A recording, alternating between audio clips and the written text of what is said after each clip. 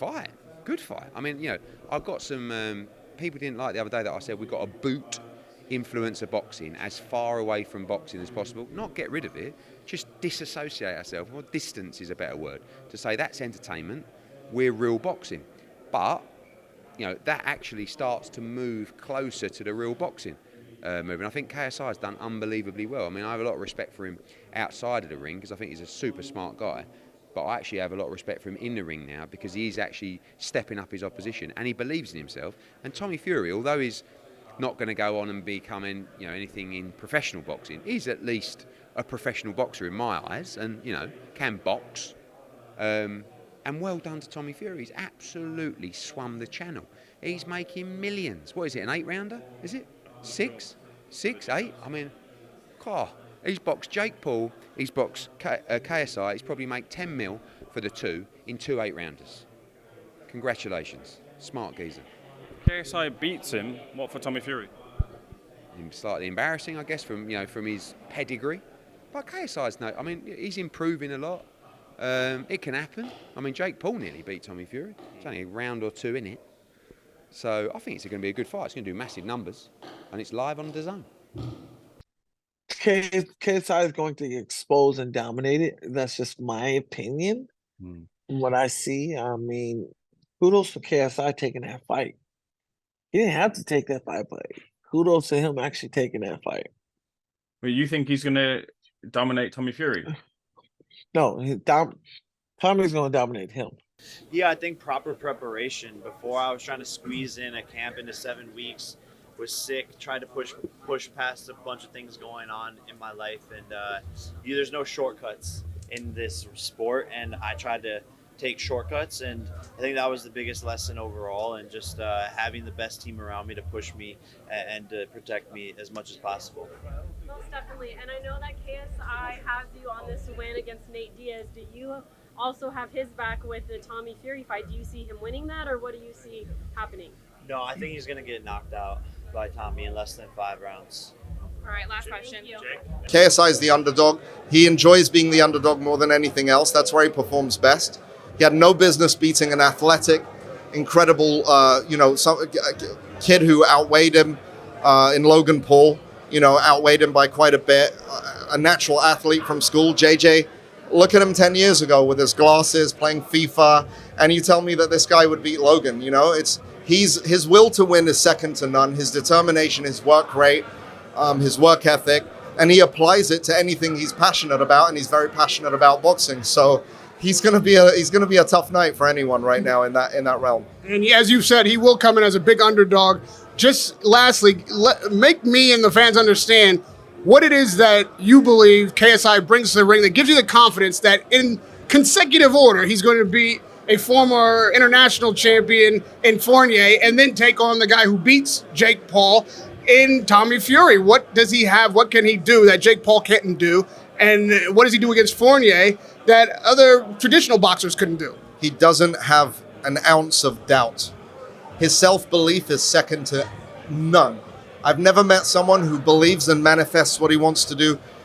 Because not just, look, I could sit there and meditate and say, hey, I want to be Mr. X, I want to fly, I want to do this and that.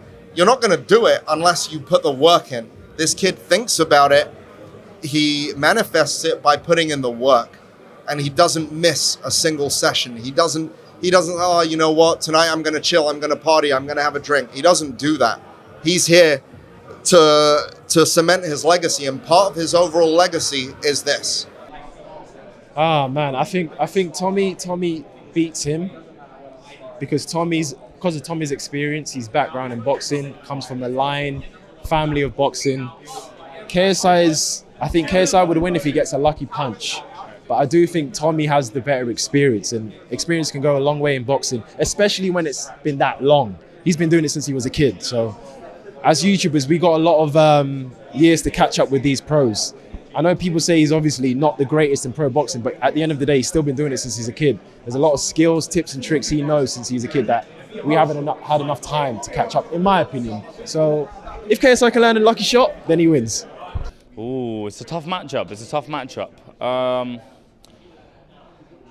When I saw Tommy Fury, bruv, he was big. he was a big bloke and he fought a light heavyweight. But it should be a good fight, man. Who's the better boxer? Tommy Fury. Who's got the more devastating power? JJ. It's a good matchup, man. So I'm excited to see how that pans out. Well, all these guys bring different stuff to the table because they're hard to prepare for because it's unconventional what they do, And I think this could be equally as difficult to fight as what the other one was because what sparring can you get for them? You can't replicate what they do, so we just got to put our best foot forward and use what we've got to win the fights. But I should think it'll be very competitive. KSI is a skillful fella in his own right, because like I say, the unconventional stuff he does comes into the awkward bracket, and awkward people cause problems. But can we deal with it? Yes, we can. Is it going to be a great night? We hope it is, which I'm sure it will be. And like I say, we'll use the same method as we did before. We're going to train hard. We start camp on the 14th of this month, solid 8 weeks. Not going to leave a stone unturned, as we usually don't. And onwards and upwards. And we're looking forward to a great night with him and KSI, Tommy and Chris. They both want it. I mean, I know why Tommy wants it. He's having fun. He's just draining the peas out of that side of the game. And it was offered to him, so I hear it. And JJ wants to do something that Jake couldn't. And that's a big thing for him. It's a big motivator for him to surpass Jake in terms of how people respect him as a boxer. So it's a good fight. It's not the fight that I would say for JJ to take, just because I just don't think he should be letting Tommy into the game like that. Do you know what I mean? Let Tommy come back to where he belongs, which is over here. But you don't want to be over here, so it's what it is. Who's the more complete fighter of the two right now? Oh, Tommy or JJ? Oh, Tommy, of course. Tommy definitely is the more complete fighter, but it's not always the more complete fighter that wins. But how close is the gap between the two, maybe I'll ask instead? No, the gap is not close in skill, but JJ has the equalizer of power, speed, athleticism. So even if the skill isn't that close, as it shouldn't be, it doesn't mean JJ can't win. Well, you know what? It's easy to say that Tommy should win because of his boxer, etc. But sometimes it's hard to fight these unorthodox guys that are a bit wild and like KSI is a bit wild and Jake Paul's and stuff like that. They throw shots that they're not even aware they're throwing. And again, there's always going to be pressure on Tommy more than there will be on KSI because KSI is just like when you put it down to it, he's just a YouTube boxer. He's like Tommy Fury. He's got the Fury name. He's expected to win a lot more than KSI is expected to win. Do you know what I mean?